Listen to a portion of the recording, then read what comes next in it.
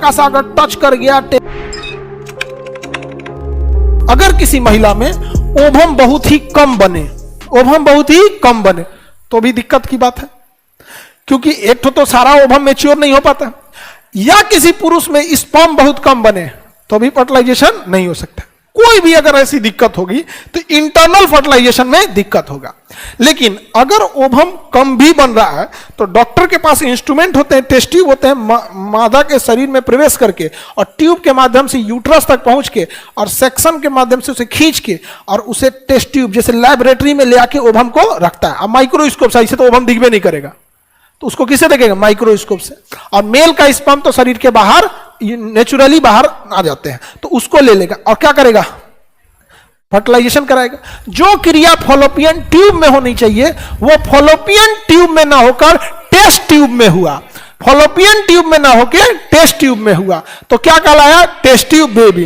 Test tube baby. और उस test tube baby को वो 2-3 दिन क्या करेगा? जाइगोट बनाएगा। क्या बनाएगा? जाइगोट।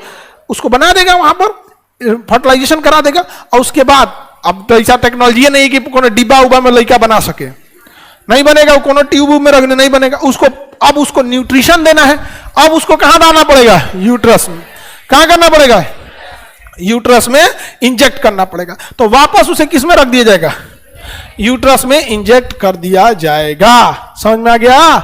और उसके बाद अब उस महिला में विकास होने लगेगा। लेकिन बबुआ, ये तो बहुत खर्चीला प्रोसेस है कि नहीं? डॉक्टर तो खर्चीला प्रोसेस है। दूसरा, एक महिला के लिए अब मान के चलिए ओवम लिया, एक ओवम खींचा तो इतना छोटा होता है कोशिका दिखबे नहीं करता है, और उसी खींचने में अगर ओवम बाय द वे हल्का सा अगर टच कर गया टेस्ट ट्यूब से, या कट गया, या कुछ डिस्ट्रॉय हो गया, तो इतना पैसा डॉक्टर का, इतना सारा माइक्रोस्कोप से कैले, और वो पता चला एगो स्पर्म लिया, एगो ओवम लिया, और या तो निकालने में या तो इंजेक्ट करने में कहीं डिस्ट्रॉय हो गया तो दिक्कत हो जाएगा।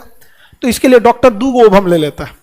क्या ले लेता है? 2 ओवम, और 2 स्पर्म लेकर फर्टाइल करता है।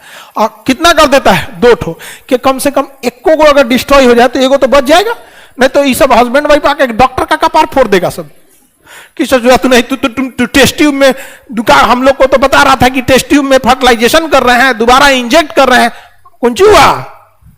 डिस्ट्रॉय हो गया यहाँ पे। तू क्या करता है? 2 और संजोग से दोनों बच जाते।